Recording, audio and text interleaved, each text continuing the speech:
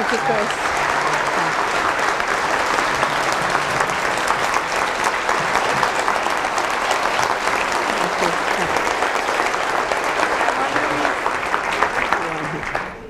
It's a joy to be here with all of you. To all the organizations that have put this event together and made it possible for me to be here, I'd like to say thank you. And to the wonderful world of the seed, I'd like to say thank you.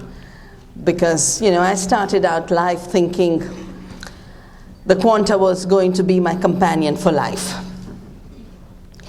And I had to abandon that passionate love affair with physics and quantum physics in particular for a love affair with the seed. Partly because the threat to the seed made me realize how vital it was to continuity of life. The word for seed in Hindi and Sanskrit is bija. Ja means life, and bija means that in which life resides to arise on its own again and again and again. And when we start a season, lots of seed festivals with every cultivation season, and we do, because of our tropical climate, have many more cultivation seasons. Some places we have 4 seasons of cultivation, especially in the area, for example, of Bengal and Orissa. In some places we have 3, but most places we have 2. And before you sow the seed, there's a prayer. Let the seed be exhaustless. Let life never run out. And there's stories from around the world, stories from my region. I come from the Himalayan belt, where during a war and a famine, people died of starvation. But the seed which used to be kept in empty squash containers, which we call the tomri, not one seed had been eaten. Because every culture recognized you cannot eat seed corn. You've got to save it for the future. Your life doesn't matter, but life in general does matter. And it's that wisdom of the seed to renew, to multiply, to be shared, to be spread, that has suddenly been seen as a problem for those who would make money out of killing the seed, killing the essential nature of the seed as a reproductive, renewable resource. And every attempt has been made in the last 2 decades to turn seed into a non-renewable resource. Out of which, something that in its own nature creates abundance. Every tiny seed, I get fascinated with seeds of amaranth, for example. How tiny that little seed of amaranth is? And at least in our Himalaya, you can't even begin to count the number of seeds one seed of amaranth can give rise to. Or the millets, or even the rices and the wheats and the barleys. One gives rise to many. That's a problem. One should give rise to nothing. Then you make the profits. And during the 80s, I was very involved in some of these discussions. There used to be in the FAO at that time, the Food and Agriculture Organization of the United Nations, a term used called seed wars. The chemical industry that had moved into the seed sector had started to say it's not fair that farmers save seed. It's not equitable that they save seed. Equity is monopoly. Only the corporations should have the right to seed. And they spent a lot of time, couldn't get their way, because in the United Nations, you have one vote for one country. And the majority of the countries happen to be third world countries. They happen to be countries which have given seed and biodiversity to the world. and they did not like the idea of seed being reduced to private property. So the corporations then moved to a new institution that was being created through what was then a half institution called the General Agreement on Trade and Tariffs. And it's fascinating that for 30 years, the industry had drafted laws for all kinds of monopoly. Monopoly in entertainment. If a Mickey Mouse turns up anywhere, even in a child's notebook, they should pay royalty, or a t-shirt.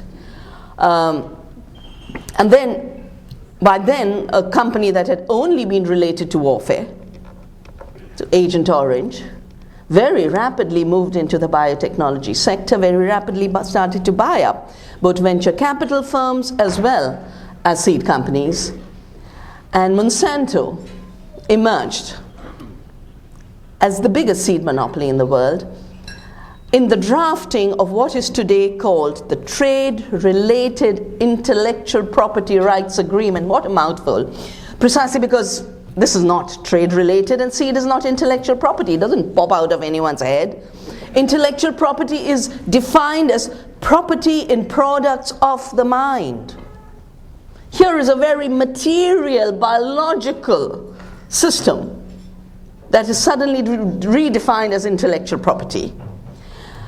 And a whole agreement was shaped around it, and TR was put because India, my country, refused to accept patent law as a trade issue. He said, no, this is about nations deciding how far monopolies will go, nations deciding the balance between the public and the private.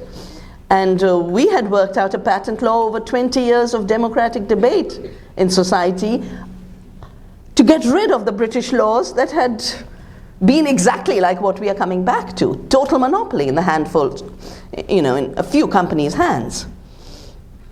So the lawyers, of course, were very clever, put TR before IP and said, now it's trade related by definition, so now you will accept it.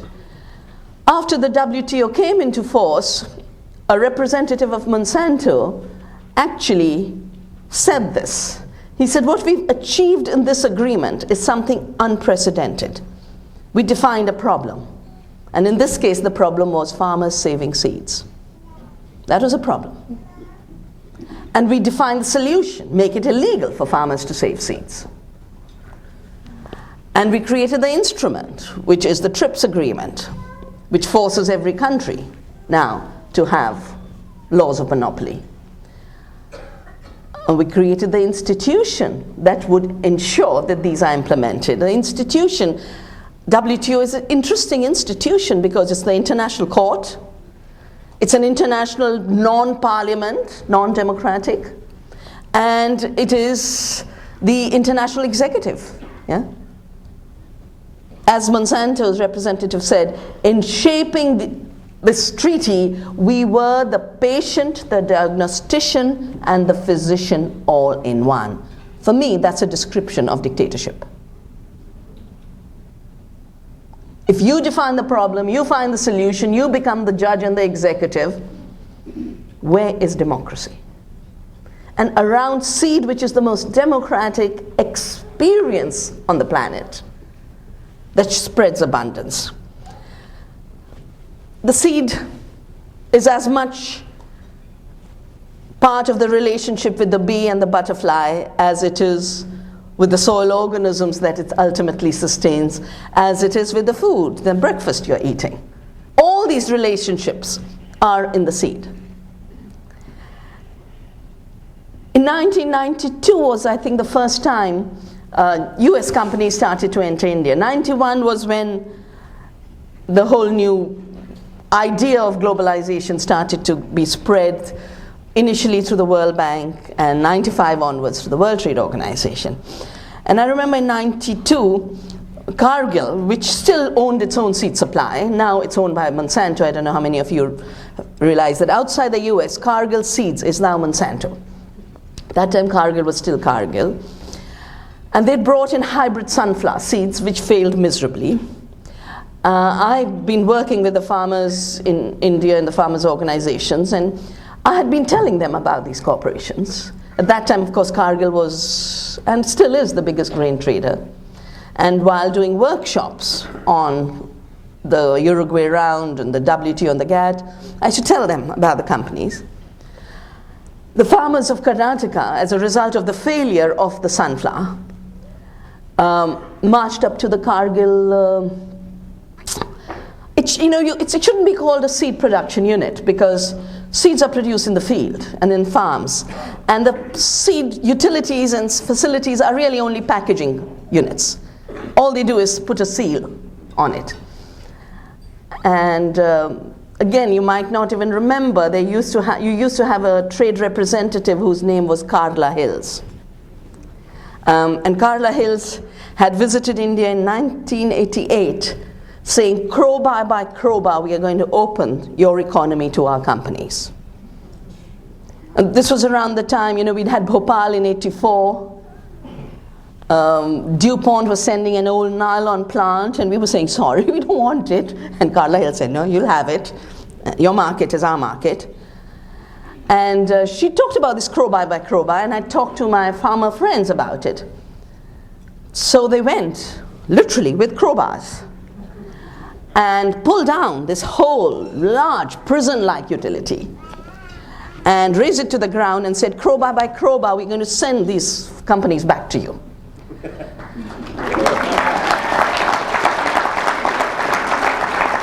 That's only part of the story. The real story is at the end of it. The Cargill head for Asia Pacific flies into India, holds a press conference, and says how stupid Indian farmers are, because they don't realize Cargill, with its intelligence, is creating seeds which prevent the bees from usurping the pollen. This wonderful act of creating fertility through pollination is now redefined as theft in a mindset where life should be owned as a monopoly. No plant should grow without permission of the companies. No seed should renew without permission of the company. And of course, no farmer should ever regrow a crop without paying a royalty. In the negotiations on the Convention on Biological Diversity, a twin statement was made about Roundup resistance. We were basically saying we don't need negative traits like making crops more resistant and tolerant to herbicides. We need to phase out herbicides rather than spray more of them. And if pesticides were bad, we definitely don't need pesticide plants. Plants which produce their own pesticide by introducing genes for toxins into it, like the BT crops. And in the case of Roundup, again, I remember in the negotiations on the Convention on Biological Diversity, the Monsanto representative, I think it was the vice president or chair, and he says, we are now breeding crops that prevent weeds from stealing the sunshine. Now, what is called weeds is really the biodiversity of diverse fields. And the best sustainable agriculture, the best organic farming, has to be rotational and mixtures. I don't think the minute you have a monoculture, I disqualify it as organic. Because organic means letting nature do the essential work of renewal, of soil fertility, moisture conservation. And if you have to let nature do the work, nature needs companions. It needs partners. It needs helpers. And only diversity offers the help and the substitutes for the poisons that have entered farming. Only nature. The nitrogen fixing that nature can do if we do the right mixing. The wonderful botanicals that are available for pest control. I fought for 11 years a case on the piracy of a wonderful tree that we have used for pest control for as long as I remember. I remember when I first saw the patent on neem, and it was said this is an invention of the pesticide use. And I said, my mother and grandmother were using neem to store grain, to store clothes. farmers of India have constantly used neem. And when the terrible disaster of Bhopal took place in '84, I remember I went to Bhopal, and the coolies at the station were laughing at me because I was carrying these saplings of neem. And they said, "Why are you carrying this?" And I told them about the disaster and said, "We are starting a campaign, no more Bhopals, plant a neem." And then 10 years later, find neem has been patented. We fought that 11 years. And this is just one of thousands, and every part of the world has its own way of controlling weeds, of controlling pests, of doing everything that toxic chemicals have been introduced into farming for. I think the big problem with how seed has moved from being the ultimate source of renewal of life to becoming the ultimate non-renewable resource patented and owned by a handful of companies. Now it's reduced to 5, very rapidly reduced to 5 in this decade. So fast that you can't even count. You can't even keep up with the counting. Partly because for us this has all happened in a very short period. For you it happened over 100 years. And so the generations that have passed who saw the first disappearance of the open seed, the free seed. We started to see the problem with the Green Revolution introduced in 1965-66 in India. And the Green Revolution was basically the introduction of chemical industrial farming in a peasant economy, where the average land holdings are less than a hectare. 80% land holdings are less than a hectare. 70% of India, of a 1.2 billion population, lives on the land. Yeah. So you can imagine how tiny our farms are. And on this land was introduced the chemicals. Why did the Green Revolution have to wait till 1965-66? They were trying from the end of the war. All those war chemicals, including the nitrogen from explosives factories, all the pesticides, they needed to find a market. But the indigenous seeds practice non-cooperation with chemicals. They just lodge. No, don't want you. So the problem was the seed had to be redesigned to adapt to chemicals. The promotion, propaganda by the Green Revolution was feeding the hungry. No, it was just spreading chemicals and poisons around the world.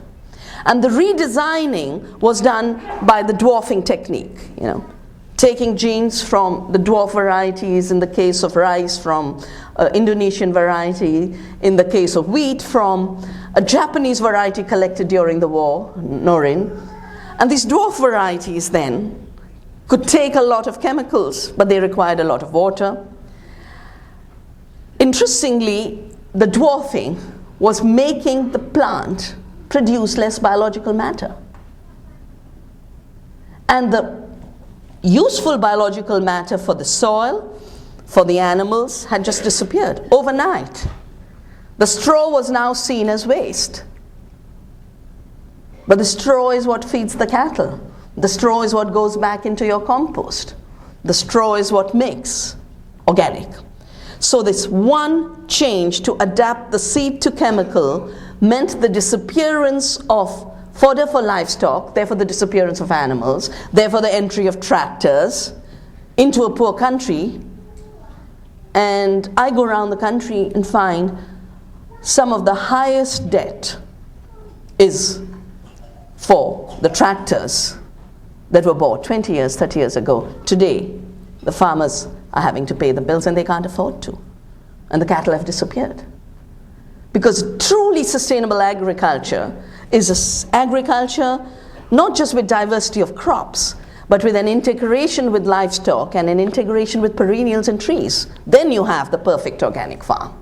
Then nature has a way to recycle the biological systems to perfection. And as Howard said, writing about Indian farms in 1905 when he came to India, and in his wonderful book, The Agricultural Testament, Howard said, the farms here are as permanent as the forest and the prairie, because they work on those principles of nature. And that's another reason why I feel there has to be a much more intimate interaction between the ecology movement and the organic movement, because some ecologists still think that the day farming began, nature was assaulted. No, you can work with nature in non-violent ways to produce for human needs while keeping space, leaving adequate ecological space for other species. And even more importantly, a lesson we have learned: the more space you leave for other beings, the more food you get for human beings. Totally counterintuitive in the modern world. Of course, the more has to be counted in diversity. And I have talked about the monoculture of the mind, which excludes diversity, focuses on a single commodity and on the yield of one part of a plant for that commodity production, shrinks the farm's biological capacity, and talks about increasing production. And that's because the monoculture of the mind has left the biodiversity out. I really think we need to shift from measuring yields to measuring output. And we need to, yields refer to an individual commodity production, and yields refer to what leaves the farm. Output refers to what the farm produces, including what will be used as an internal input on the farm itself. Something that's just not calculated. All the compost we grow, the seeds we grow out, they're never counted as part of what the farm is producing. Well, this green revolution was wearing out and yields were coming down in Punjab, and as my book, The Violence of the Green Revolution, shown, 50% of the land is diseased, 10% is dead. The soils are dead. Waterlogged, saline. And Punjab was picked for the Green Revolution because it was the most prosperous and fertile area. It's a land of the 5 rivers. That's what Punjab means. Punj is 5, Ab is waters. No lack of water, Indo-Gangetic plain, most fertile soils. And what hadn't been destroyed over 5,000 years of farming was destroyed within 10 years of chemical agriculture. And there seems to be a habit of, if things go wrong and things are unsustainable, just do more of it faster. And that's what biotech has become. It's called, in India, it's called the second green revolution. And interestingly, when your former President Bush signed an agreement with our Prime Minister in 2005 on the nuclear deal, there was another piece of paper right there on the desk, which is an agriculture agreement to make genetic engineering central. And on the board of this agreement sit Monsanto, sit Walmart, and I think ConAgra. So our relationship now is very, very intimate, because it's the same companies that are preventing American farmers from having access to seed, and are preventing Indian farmers from not just having access to seed, but having access to life. The first GM crop introduced into India was in '98, and it's the BT cotton. I just call it the pesticide cotton. The BT cotton was brought in by Monsanto, and Monsanto put these arrogant ads in the newspapers about how Indian farmers would have Bolgard. So I started to ring up the ministries and said, have they sought approval? And of course, nobody had been checked, because Monsanto had worked on dismantling laws in this country, so there's no regulation on genetic engineering in the US at all. It's a deregulated sector. And Monsanto thought you can walk into any country and assume there is no regulation, but we do have regulation. And so I took them to court, I sued them, took them to the Supreme Court, and the introduction was delayed up to 2005. Since 2005, they've started to sell BT cotton, and in certain areas, there's only BT cotton available now. These are the areas where where we have the highest rate of farmer suicides. In the last decade, during which seed monopolies were established, during which the global players started to buy up Indian companies or have licensing arrangements with them, we have lost more than 200,000 farmers in suicide.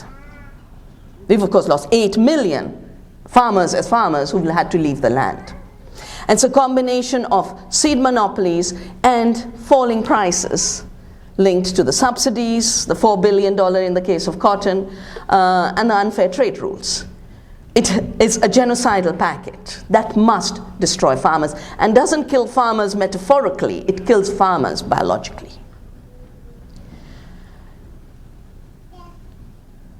We started 2 years ago to work in this area. And the interesting thing is, by shifting to organic, the farmers are earning 10 times more than the BT cotton farmers, even though every advertisement of Monsanto talks about how farmers earn more with GM crops. And that's also very interesting. You know, my mind kind of gets very troubled every time I see a huge inconsistency. So why should you have seed monopolies for cheap food?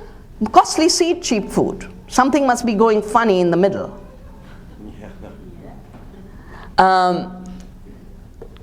You get farmers to pay higher royalties and they're supposed to have higher incomes. How? The aim of the seed industry is $1 trillion of profits from royalties every year. And the aim is no farmer should have access to their own seed. The aim is every farmer should be forced into the market every year. And you can only do that by using multiple instruments of control over the seed.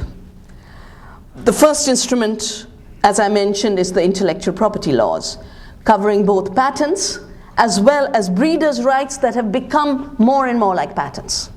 Earlier, you used to have farmers' concessions, you used to have breeders' concessions. They've all gone in the new UPOV. The UPOV 1991 looks just like a patent law.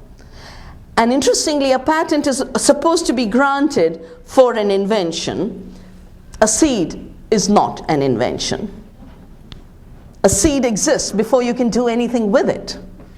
All you can do with the seed is manipulate it.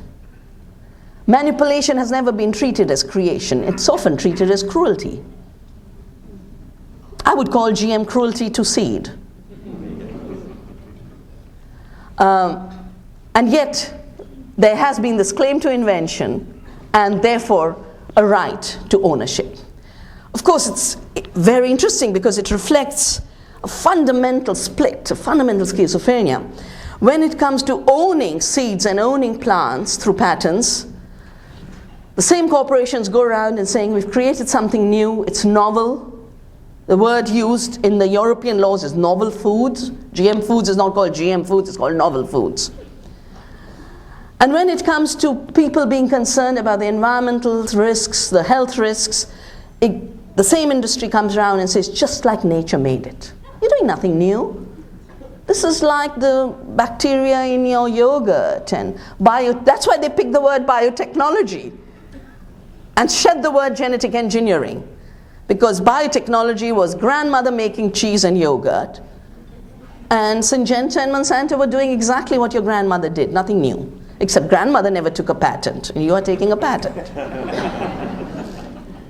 Now, the legal term that has been created in the US and has been spread around the world, a highly unscientific term, that's used to make GM look natural, is substantial equivalence. Treat the genetically engineered seed as equal to the parent. So don't look, don't see, don't find, declare safety. And anytime a scientist comes up with looking at what has happened, you make sure you hound that scientist out of their lab and their work. Especially with the new intimate relationship between universities and the companies, it's not that difficult. Over the last 20 years, I've seen some of the top scientists with whom I worked being forced out of their university system just because they did an independent piece of research. Arpat Putsai, Mewan Ho, Ignacio Chapela, they tried with the Berkeley scientists, couldn't work it out because he just did a satyagraha. He brought his chair in front of the dean's office and said, I won't move till you give me my tenure. And they were forced. Eileen Ingham from the University of Oregon did this amazing work on the impact of GM wheat with the soil bacterium, genes from a soil bacterium added to it. And that led, in fact, to the company, the German company, withdrawing that product, but it also led to the International Biosafety Protocol. She is now an independent scientist, but does not have a lab in the university.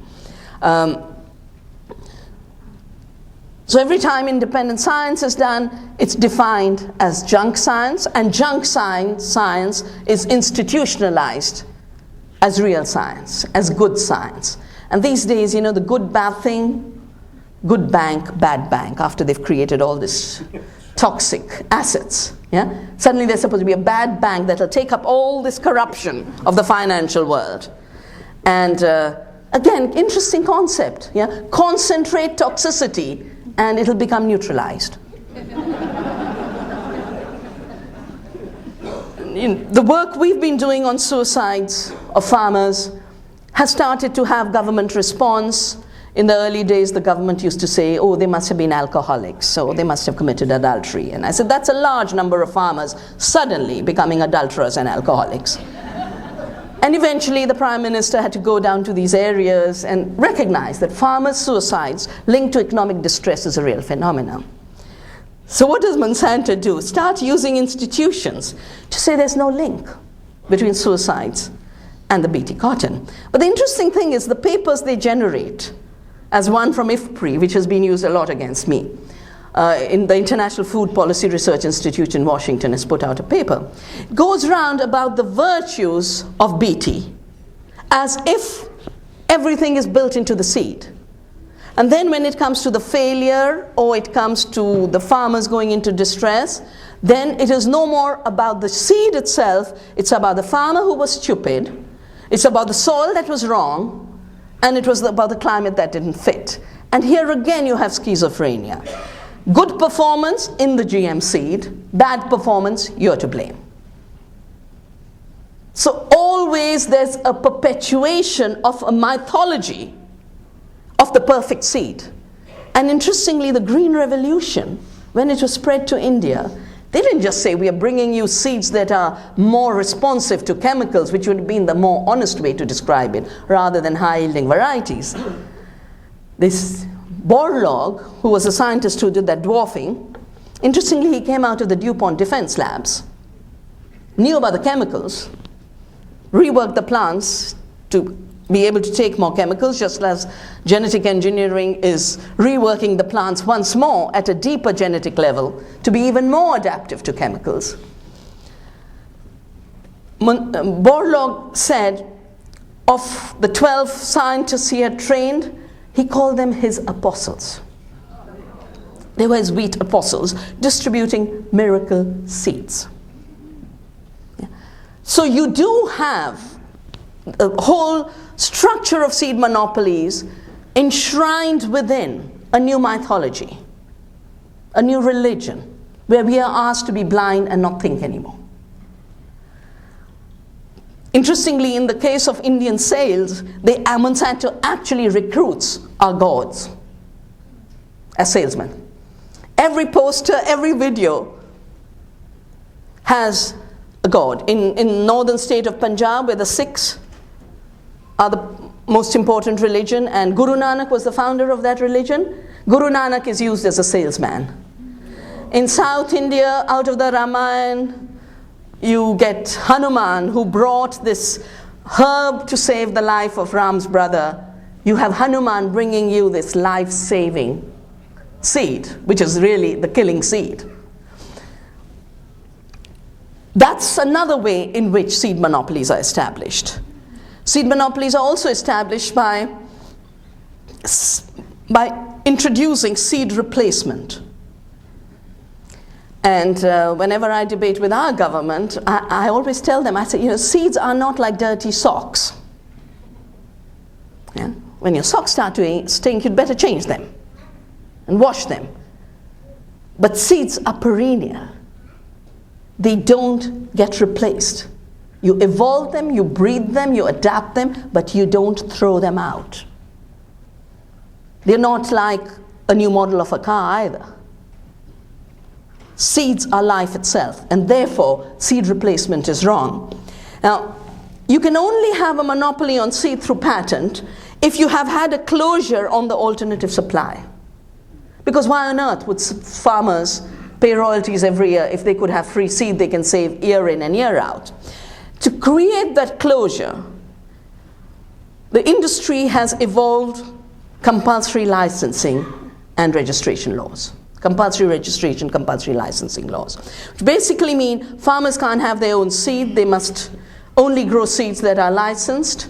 They must have approval from the state. But an indigenous seed evolved and bred by farmers, an open pollinated variety seed, has never done harm to anyone. GM seeds can cause genetic contamination. But an open pollinated variety has no harm. And since it has no harm, there is absolutely no need for state regulation. The state regulates the harmful. It should not invade into the harmless zones of life. The interesting thing is, they tried to introduce this law in 2004 in India. It's called the New Seed Law. It's not that we don't have a seed law. We have a seed law. But it doesn't prevent farmers from having their own seed. It merely regulated the industry.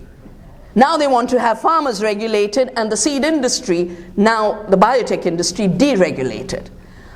So we did what Gandhi had done in 1930. You might remember the British had tried to monopolize salt, just so they could buy bigger guns to control us better. And the salt laws were meant to make salt making illegal by Indians. Only the British could make the salt. And Gandhi walked to the beach and picked up the salt and said, nature gives this for free. We need it for our survival. We will continue to make salt. We are forced to disobey your laws. And the salt laws never worked in India. People went to jail, people were killed, but the salt laws never worked in India. So we took inspiration from that and have been doing what we call the seed satyagraha. The satyagraha means the fight for truth. Beginning 91, when these monopolies were created, we've had rally after rally, 500,000 farmers, 2 million farmers, basically declaring that seed is a common resource. We have received it from our ancestors. We have to protect it for future generations of all species. Because seed doesn't just belong to humans. It belongs to all the species who are nourished by any species of a plant. We will therefore not obey a law that makes it illegal for us to perform our highest ecological duty on earth, which is to save seeds for the future.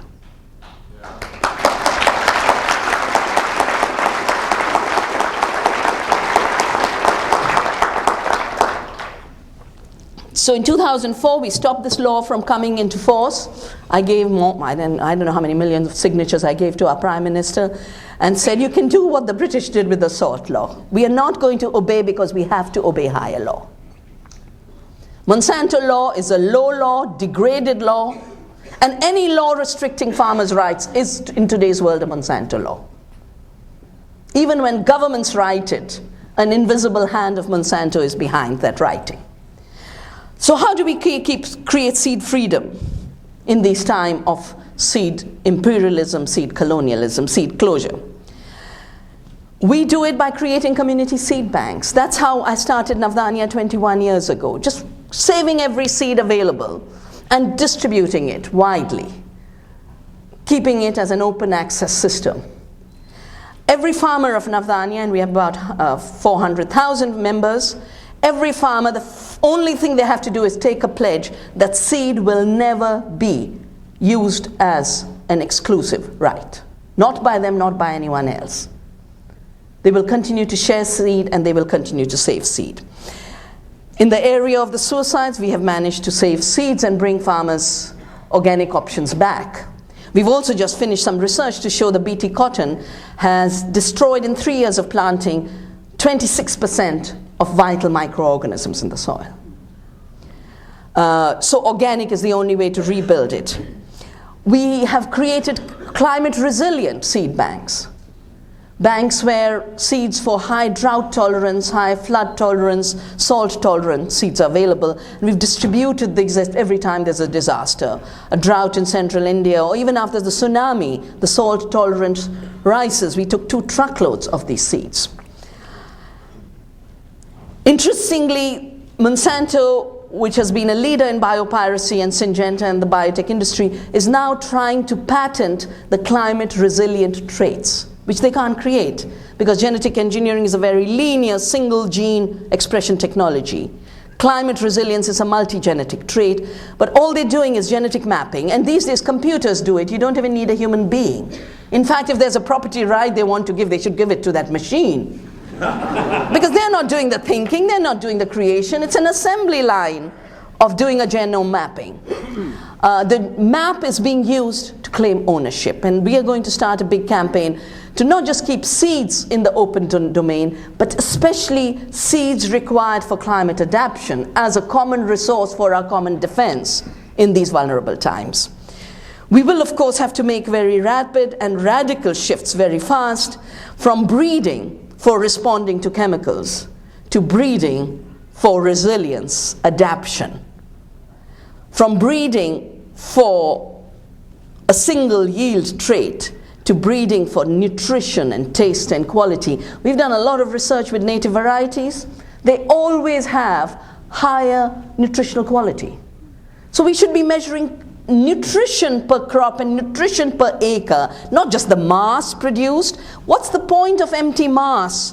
Empty mass doesn't nourish our bodies. Empty mass doesn't nourish the soil.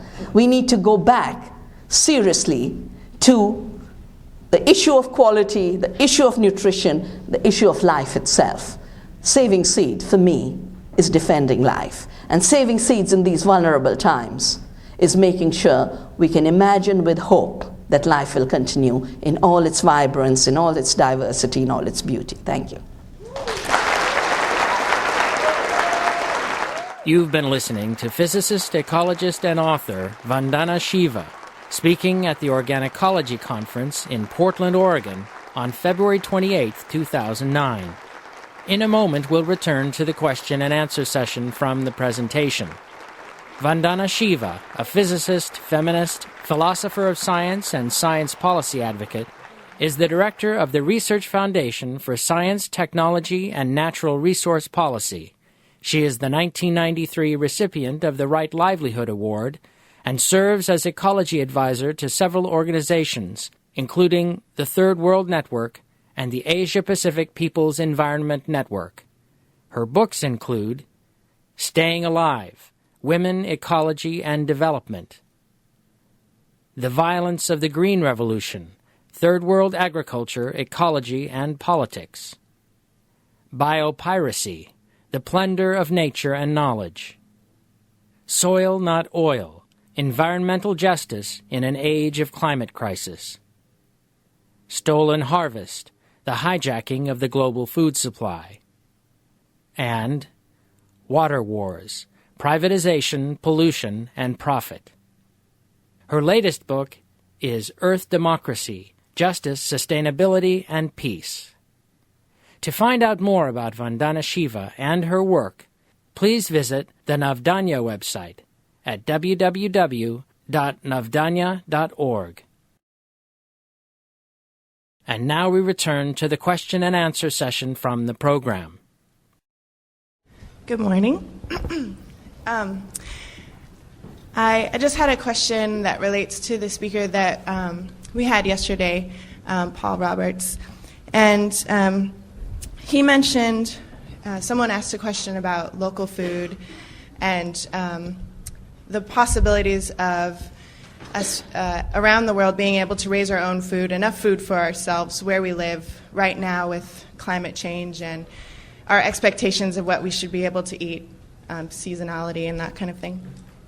And in response to this, one of the things that he said was that in many of the Asian countries, that at the rate of population growth, they will not be able to sustain themselves using sustainable agricultural practices and be able to feed themselves. And one thing that we can do here in the United States and North America is to be able to, using sustainable practices, grow enough food so that we will be able to ship food to Asian countries, preventing starvation. And I was just wondering if you could address this idea of local food and with population raising all the time, being able to feed, everyone being able to feed themselves where they are for themselves. Well, the first thing about local food is that the tropics lend themselves better to producing more food. And for anyone who thinks a temperate climate and cultivation in deserts based on mining aquifers has to be the basis of providing food to the world. And Asian countries, most of which are tropical countries, a little bit of China is outside the tropics. But I mean, you go from India into Indonesia and Malaysia, should see the abundance. We have a report, you can get this from our website, navdanya.org, Navdanya, and it's on biodiversity-based productivity. And we've done survey after survey of hundreds of farms, including our organic farms. The food production is double, sometimes fivefold more. The reason it's not seen is because the agricultural paradigm has been reduced to a monoculture of commodities. Then you focus on the commodities and say they can't produce more commodities, but we can produce more food. And local food with its diversity means you have far more access to the diversity of plants which have been food sources which we've forgotten about. Humans ate 8,500 species of plants. Today, 8 crops account for all the commodities, and 4 crops account for all the GM crops planted. Most of this is not going to feed people. Majority of it is going to feed cattle in factory farms or drive cars through the biofuel change. So more commodity production does not mean more food for people. It in fact means less food for people. I actually feel if we did the right kind of agriculture, India would be feeding America. And we did, after all. Why did Columbus come to this land? Because he was looking for India, and that's why Native Americans are called Indians. And he was looking for an agricultural product, the spices. I think what we need to shift to, as I said, is diversity. The minute you have local diversity, you can increase food availability and nutritional availability hugely. Much of the diversity has been destroyed because centralized management of anything needs monocultures. And if one Cargill sitting in the US must manage trade around the world, it must reduce the varieties of crops, it must shrink the chicken breeds, it must shrink the hog breeds, it must just shrink, because then you can manage better. You cannot have inventories of 100,000 rice varieties as we used to grow in India. So you must shrink. I think the only option is local, because it's only with local you recycle enough locally for sustainable agriculture, and it's only with local you can actually manage the complexity and the caring that sustainability requires. Because what's gone deficit in agriculture is the element of caring. We've increased the capital expenditure and diminished the element of care. Now Navdanya means 9 seeds. We also grow 12 crops together in a system called Baranaja, and we have these fields in our farm. And when visitors come, they say, but isn't it difficult to harvest? I said, this farm can't take one Caterpillar harvester. We have to do it by hand. And farming must increasingly become like gardening. When you have 100 plants growing in your garden, you don't say it's tough to harvest that one flower. You harvest it. And in the same way, we need to move out of having agriculture respond to machines and chemicals to having agriculture respond to the laws of nature and the human caring element. And there is no limit to where we can go. I can't show you from here in this big room, but there is a wonderful survey done by a scientist called Bayless Smith, That's industrial agriculture, and it plateaus off because the inputs keep poisoning the base of production. And ecological systems continue to evolve. We haven't even started testing our potential as human beings. Every time there's been a population growth, humans have innovated another way of farming to intensify biologically, not intensify chemically. There's also in this report all the FAO data that shows the smaller the farm, the higher the output. Because in the small farm, you can intensify biologically much better. So I don't think Asia is going to face the problem. With climate change, it's the two vulnerable zones which were made the breadbaskets of the world through industrial farming, Australia and the Midwest. These are going to be the problems with climate change. And that's why we need biodiversity, because diversity is an insurance under any changing context. And we need organic. As my new book, Soil Not Oil, shows, the only way we can farm in periods of climate change for mitigation and adaptation is organically.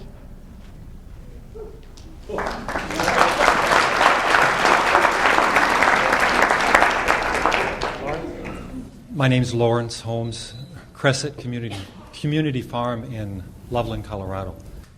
Out of the book, Small is Beautiful, from Schumacher, Economics as if People Mattered. The term human face he puts on an economy. And Gandhi said it's production, not mass production, but production of the masses.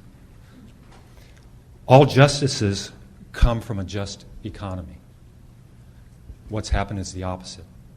I think it's time to join hands.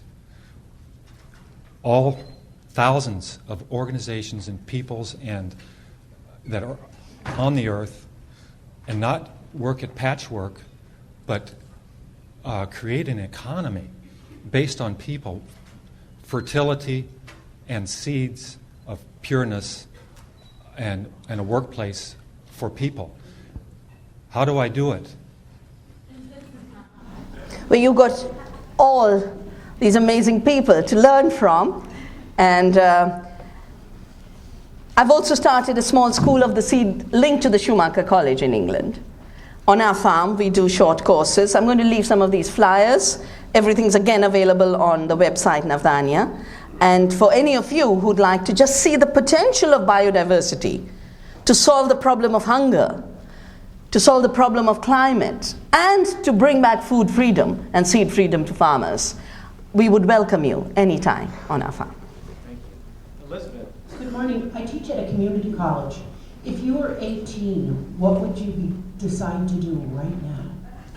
Well, you know, when I was 18 in my real life, like I said, all I wanted to do was quantum physics. If I was 18 today, all I'd want to do is be an organic farmer.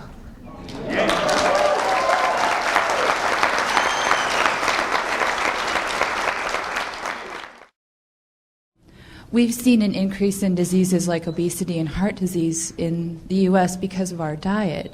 How can we encourage, as retailers and as restaurateurs, how can we encourage a diverse traditional diet over the Western diet that we have currently, or that's been encouraged? Yeah. Two quick things. You know, the diseases of obesity, diabetes, etc. are intimately linked to the other malnutrition, the denial of food to people. Most of the people who are hungry today are growers of food. But they're growing food on the basis of credit, on the basis of debt, on the basis of borrowing for costly chemicals and non-renewable seeds. In the process, they have to sell everything they grow in order to just pay back the debt and go hungry themselves. So the billion hungry and the 2 billion tending towards the obesity and the problem is part of the same problem. And it's all linked to the issue of seed.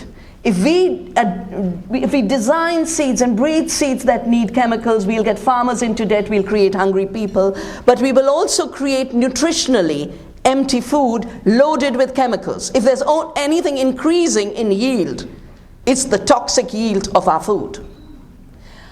Also, the more we empty food, the more industry tries to add nutrition from outside through chemical fortification. It's a big war going on, a nutritional war, where the hungriest people have become the latest market through an alliance called the Global Alliance for Improved Nutrition. It's all about industrial food being industrially fortified rather than ecological food having all the fortification ecologically provided from the soil. All nutrition deficits in food are coming from deficits in the soil. If you don't have iron, you don't have calcium, you don't have sodium, you don't have magnesium in your soil, you're not going to have it in your food. And the only way to get all these micronutrients and trace elements in the food is through the organic manuring and through seeds that are able to respond to an organic ecology and an organic context. So the way for retailers, the way for food businesses, the way for restaurants to bring nutritional improvement and quality improvement is really to nurture the seed supply of nutritious, diverse, tasty crops for an organic production. I think seeds, I'm not mad that I started to turn seed saving into my life's passion. In 1987, I realized if we don't save seeds, we can't have anything else. If we don't have the seeds for nutrition, we won't have nutrition. If we don't have the seeds for climate resilience, we won't have climate resilience. If you don't have the seeds for organic, you won't have organic. And if you don't have the seeds for freedom, you won't have freedom. And for me, freedom is the ability to save seed year in and year out, generation in and generation out. And there's no dearth of quality. And like I said, we need to give up this quantity obsession of single indicators into the multiplicity of contributions any crop, any seed gives us. We run cafes in India on the basis of the seeds we have saved. We have brought back foods that had disappeared. We call them forgotten foods. And they're some of the tastiest foods that you can eat. Unfortunately, because most of the foods that were phased out are dark, there was a rule of the white in many ways than one. The refined flour, the polished rice, the sugar, and we are bringing back the browns and the blacks, and I think diversity matters. In this country, you voted diversity to power.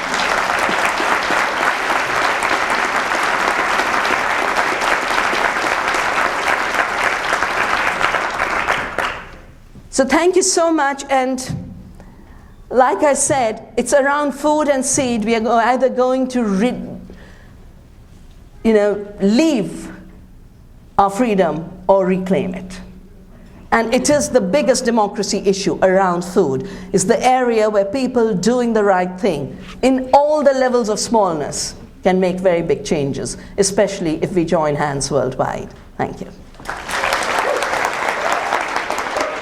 You've been listening to physicist, ecologist, and author Vandana Shiva speaking at the Organicology Conference in Portland, Oregon on February 28, 2009.